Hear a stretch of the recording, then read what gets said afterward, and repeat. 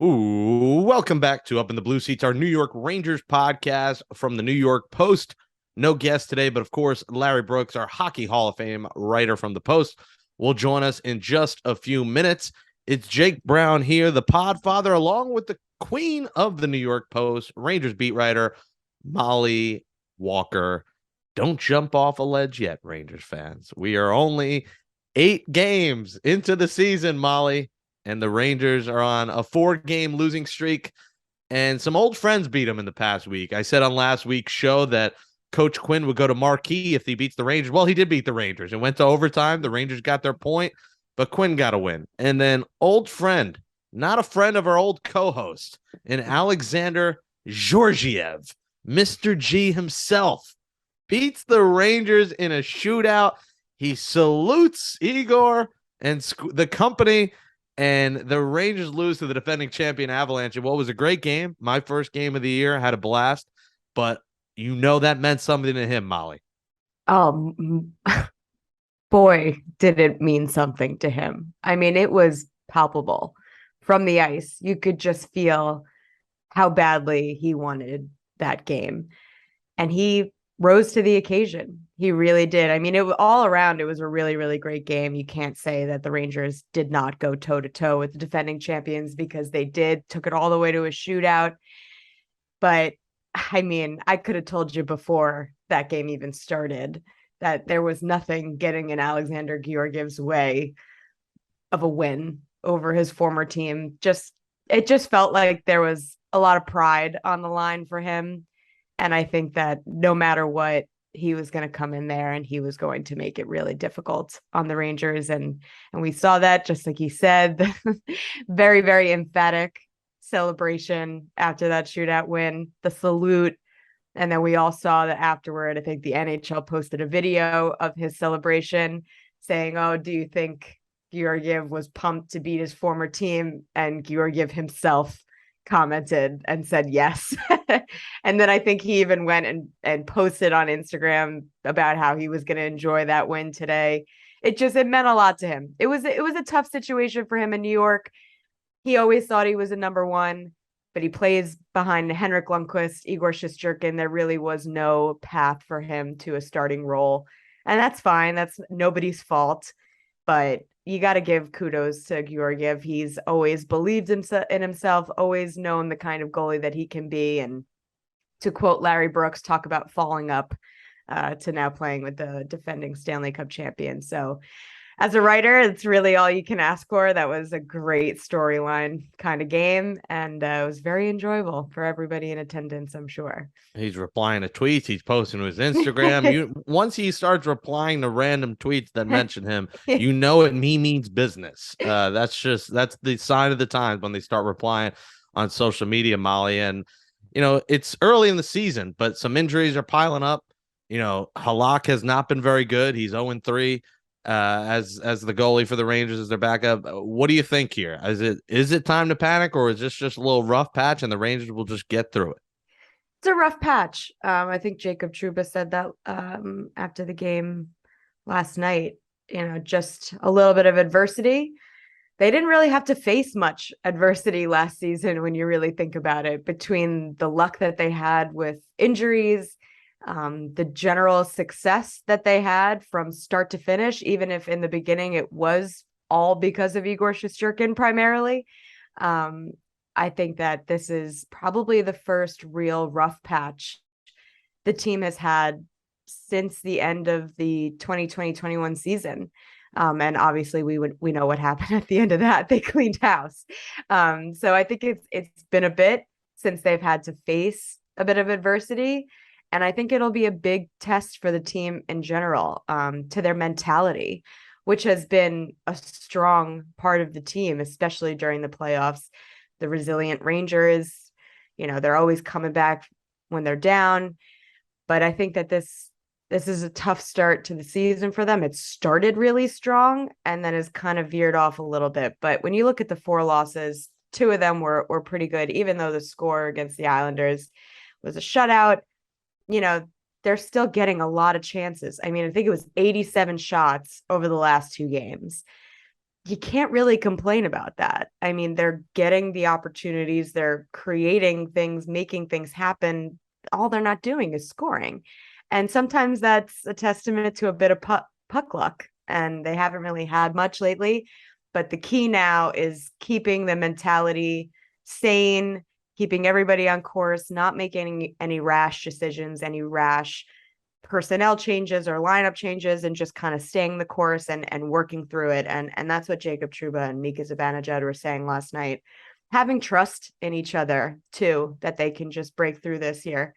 But I'm not really worried, and I don't think anybody else listening to this podcast should. It's so early in the season. It's so early. You know, every team has their kinks that they need to work out. Last season, it was they were leaving Igor out to dry every night, giving up crazy amounts of shots. And right now it's just kind of the offense isn't clicking a little bit. And the puck's not going to the back of the net, but I think it'll be okay. So everybody take a deep breath. Yeah, and listen, they're only a point out of the top spot of the Metro, so it's not like they're far behind early in the year.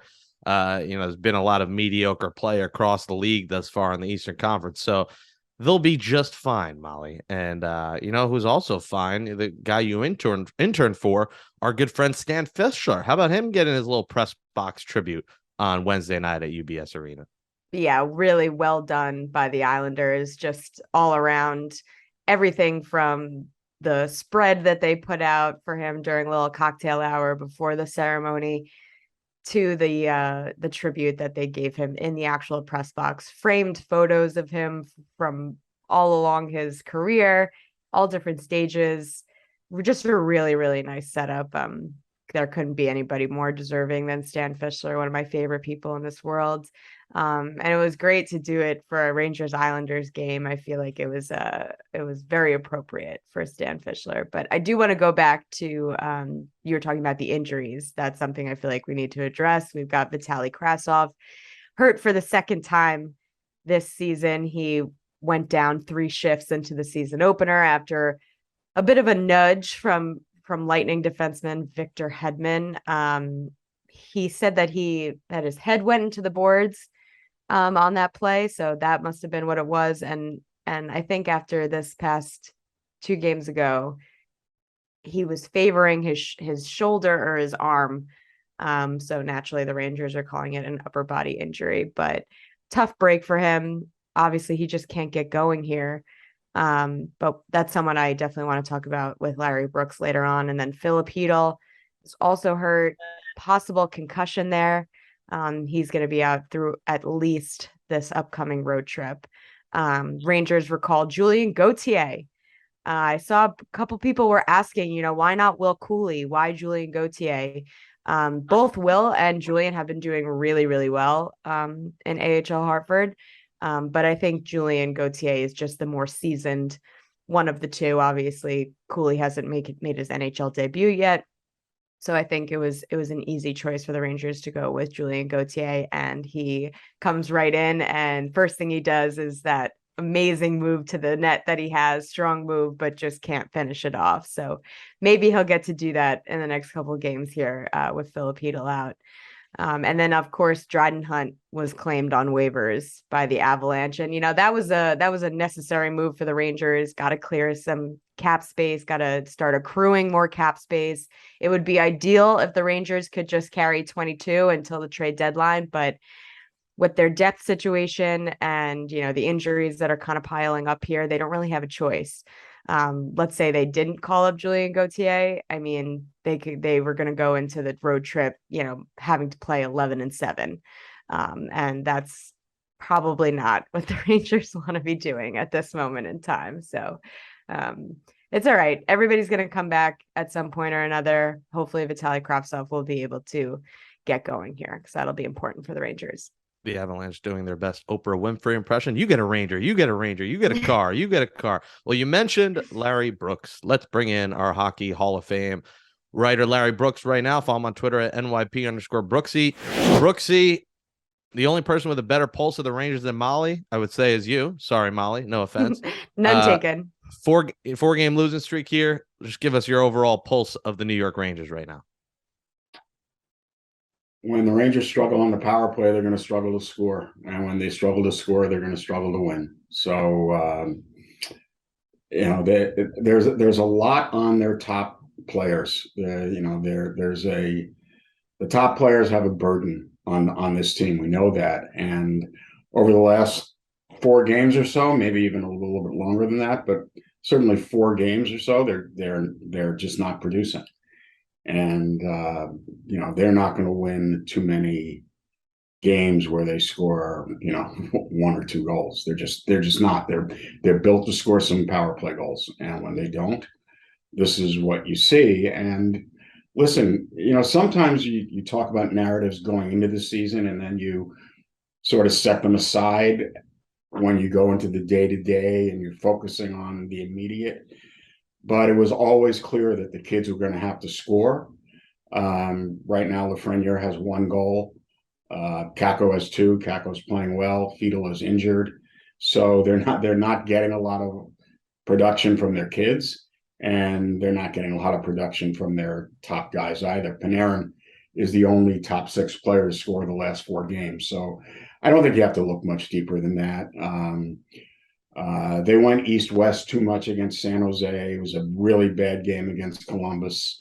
I talked to Panarin after the Islander game. He just said against the Sharks, and he actually called them CBJ. He was actually there, so I guess he's allowed. He said against the Sharks and CBJ, terrible. But they did, as both Zibanejad and Panarin sort of pointed out, they had 44 shots on Tuesday night. They had 41 on the island. I don't think they're playing necessarily a crisp offensive game at this point, but they are getting chances. They don't have very many options, especially with Fiedel out. What can you do? You can maybe flip Panarin and Kreider, maybe, but you're not moving guys all over the place. There's just not enough top end depth. So, they're married to their top 6. This is what it is right now, and they just need to, they need to score a goal. That's what they need. I think they're playing the defensive zone has been reasonably good. I don't think there were breakdowns all over the ice. They're just not scoring. So that's where we are, 8 games into the season. I thought head coach Gerard Gallant had a pretty good quote after the Islander game. He said something to the effect of, an ugly goal would be pretty nice, and I think that is probably what the Rangers need to kind of open the floodgates again, because we've talked about it so many times. Such a high-skilled top of the lineup.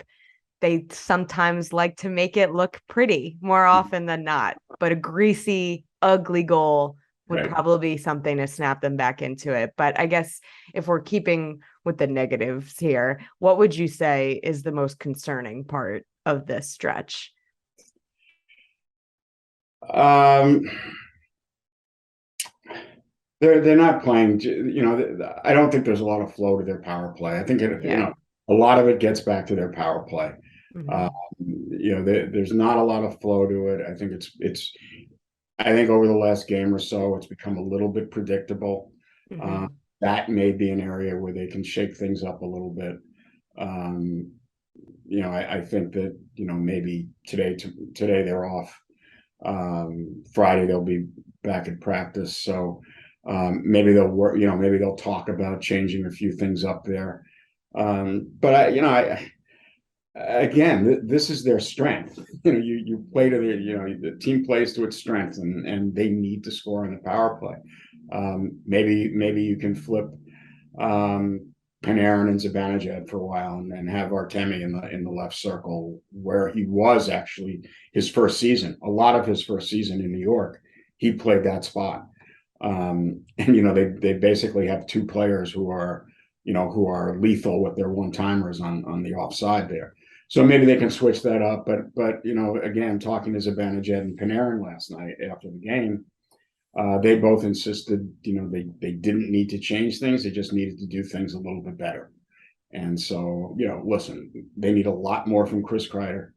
We know that, they need a lot more from Chris at 5-on-5. They need more from Chris on the power play, even though his chances, are through the roof. No matter what analytics you look at, his high danger chances are at the top of the league. And they're I was checking actually natural stat trick, and this was before yesterday's game. They look like a typographical error. He has so many, high danger chances per 60 minutes. So, he talked about at the start of the season how he plays money ball, and a certain percentage of the time, if he's doing the right thing, the puck's going to go in. Well, so far that hasn't paid off. The percentages have not paid off. Maybe they switch, but I think Chris needs to pick up his game. Chris needs to skate. He needs to be a little bit more visible. 5-on-5, that's for sure. So they need more from Kreider. The other night, Zibanejad played over 25 minutes. It was the 5th most ice time of his career. And so, Gallant is going with his horses, because that's really that's what they're built on. The other thing too, and I don't know if it's really fixable within their roster at this point, but their fourth line is giving them nothing. They're not particularly generating momentum. There's certain, they haven't scored a goal. They're not really there to score a lot. We understand that, but they're there to be momentum changers, or to be an energy line. And it's just been a very, very ineffective fourth line. That being said, when you have a team of stars, you don't blame the fourth line when you slump. It's just they're not getting any added value from their fourth line. And, if you're looking at things that need to be improved upon, their fourth line needs to improve. They need to find a way, or they need to find a way to change some of that personnel down there. Switching over to some of the injuries that have piled up here. You mentioned Hedl is out with a suspected concussion, and Vitali Kravtsov is injured again. He was favoring his arm after a play against the Avalanche, but I think he did skate in one more shift before sitting out the last 5-ish minutes and all of overtime. Is it just a tough break for the kid, or is this cause for concern over his durability yet? He's such an unknown at this point, in every facet. I know he came to work over the summer. I think he's working in practices. I think the Rangers are satisfied with what he's putting into it, but you have no idea what you're going to get from Kravtsov when he comes on the ice. He hasn't made the slightest impact. Yeah, he just hasn't. He didn't make an impact in training camp. He didn't make an impact in the few exhibition games he played. He hasn't made he's only been on the ice for 23 minutes. I don't know. I don't know. And again, the Rangers need him. It's not that he can become a long-term project, because he has to stay on the team. So, it's not like you can send him down to Hartford for a month and ask him to get his game together. He just hasn't played very much. Not only here, he didn't play very much last year. How is he going to acclimate himself to the North American rink if he's never on the ice? How do you do that in these high pressure moments? And listen, it's October, but you're playing in an NHL game. It's high pressure everywhere. Everywhere you turn, there's a high pressure moment. These are all leverage, moments when he's playing. So I'm not. It's a conundrum. It honestly is. They need to give him ice time. How can they afford to give him ice time? Can't stay healthy. I don't know.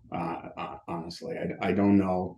I'm sure I remember when I was working for the Devils, and Max McNabb was the general manager there, and Max is one of the grand people in the history of the game. He should be in the Hall of Fame as a builder.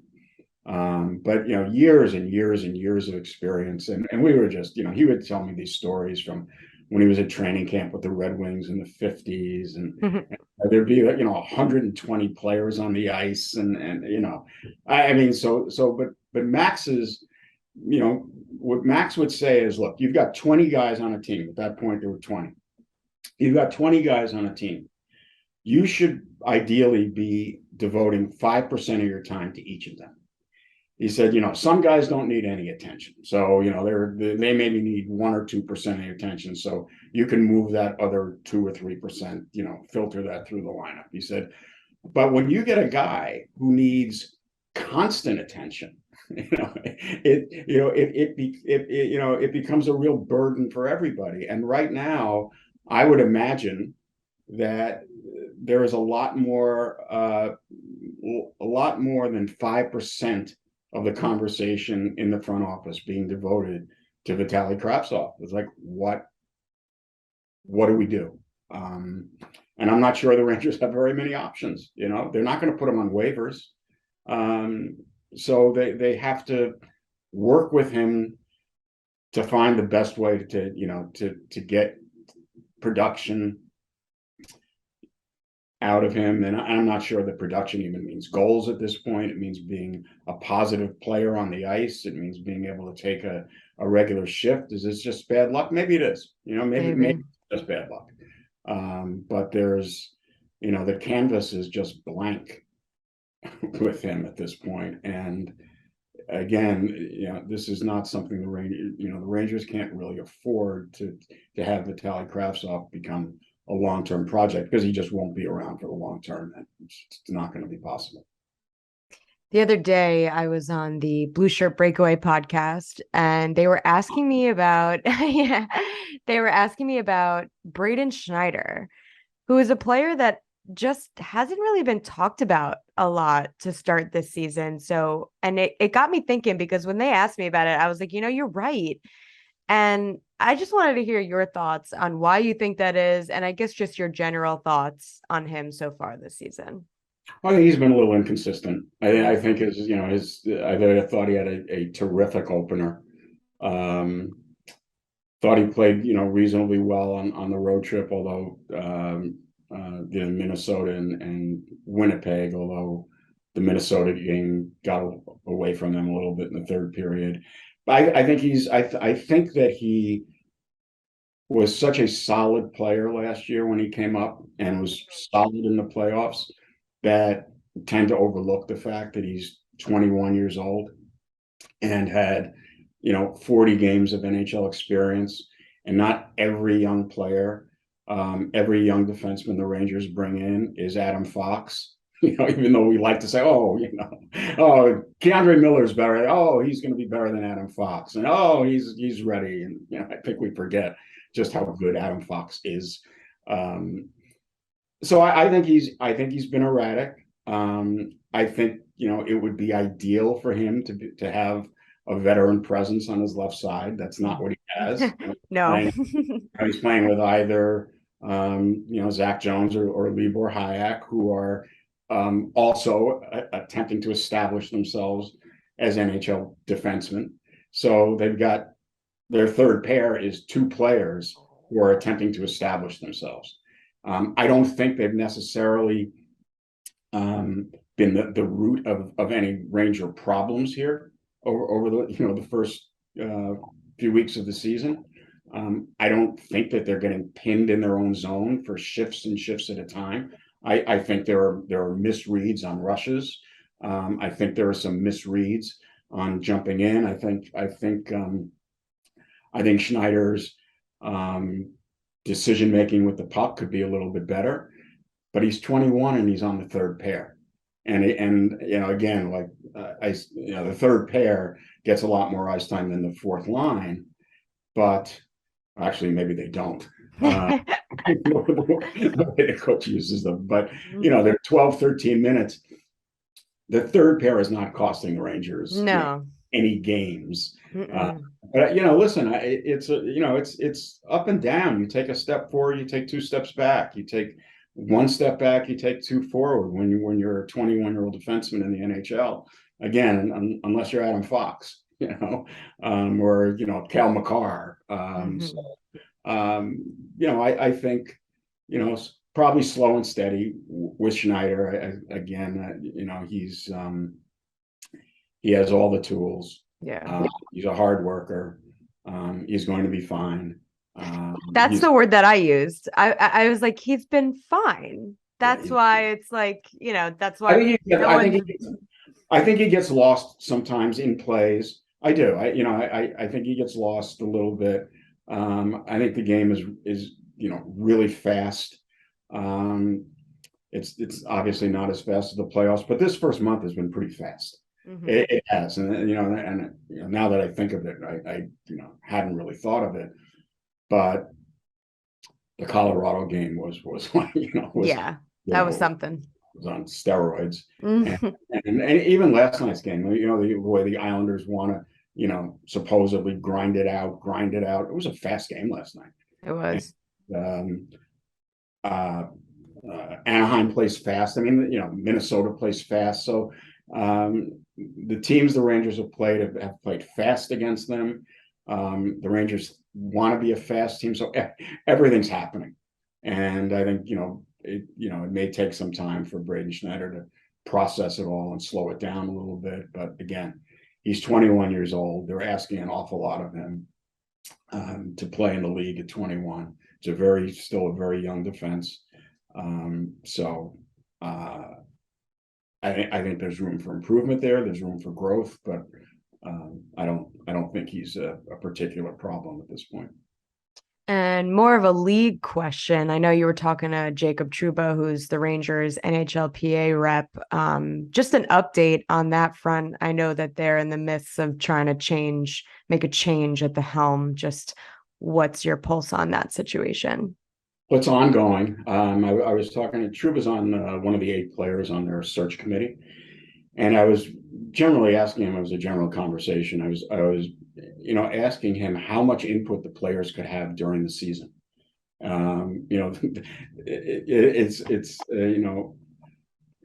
Playing hockey is their job. Being union members is kind of part of it. And when you're searching for an executive director, which is a critical position, you're going to be coming up on collective bargaining in a few years again.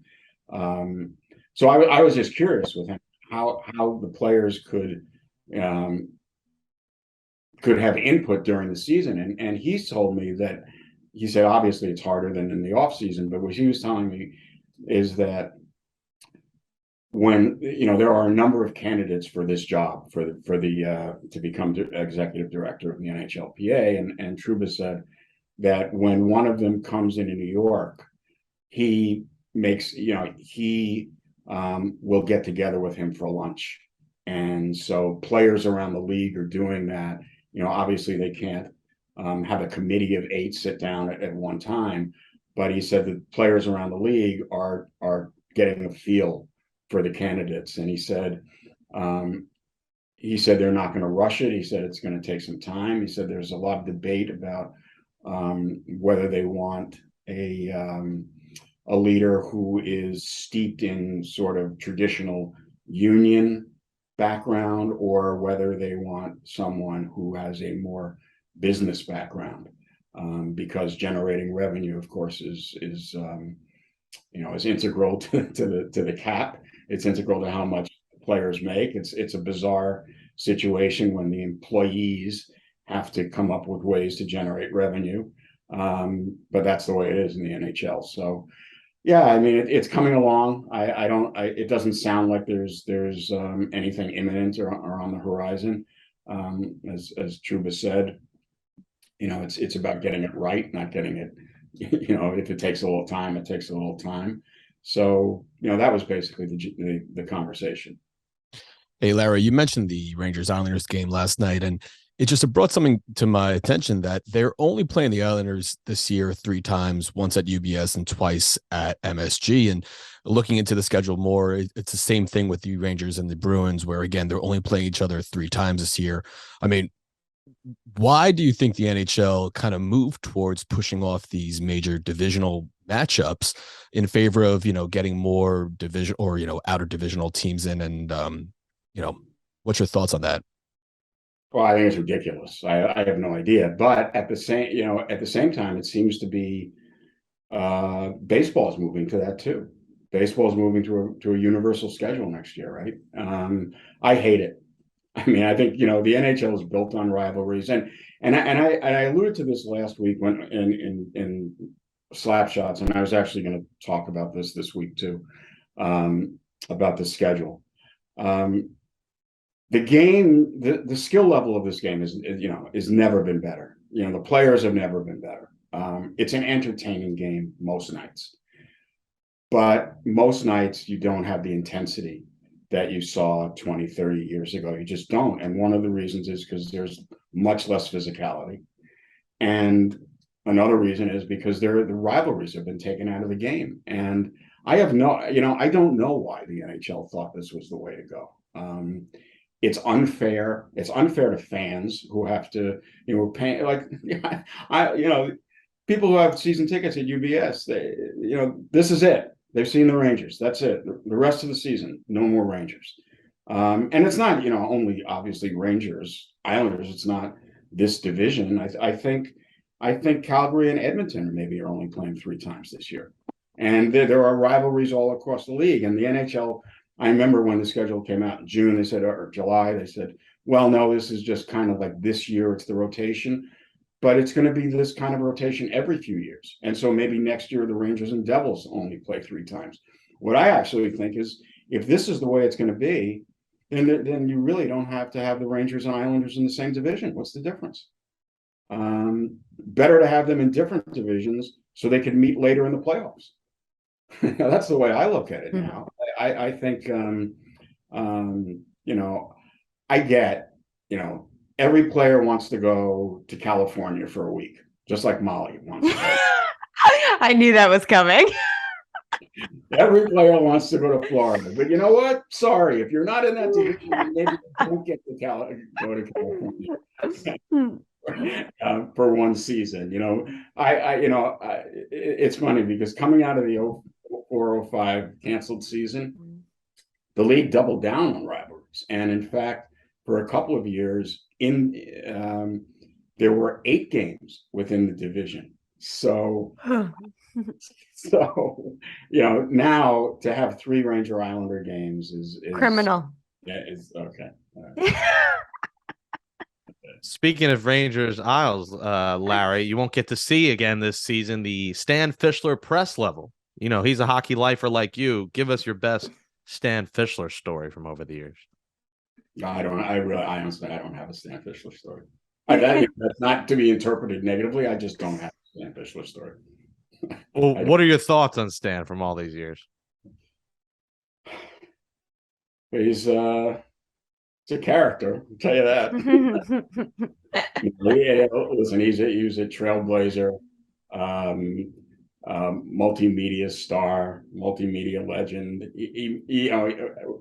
What I admire about him most is that he's gone through his career just collecting friends, not enemies as some of us. But Stan is such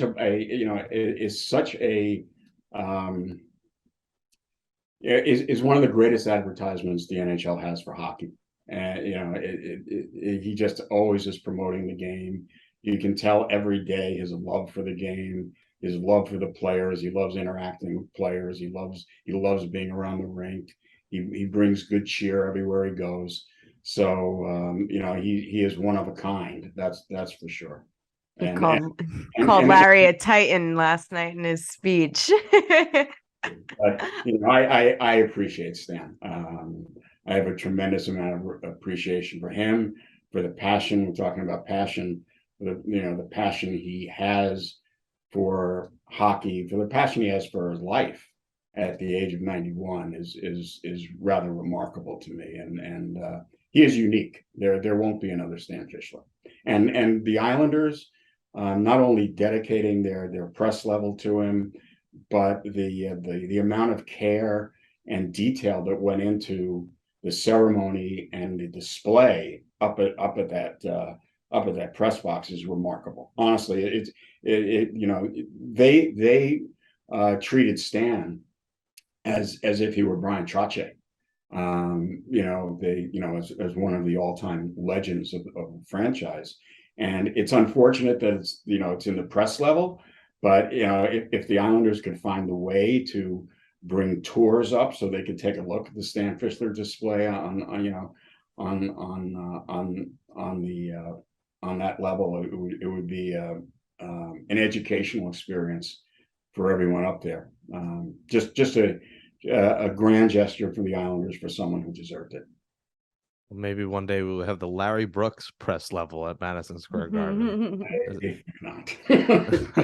You never know. Never rule anything out. Larry Brooks. Follow him on Twitter, NYP_Brooksie. Read his stories in the post at nypost.com. Larry, thanks for coming on. We'll talk to you next week. See you guys.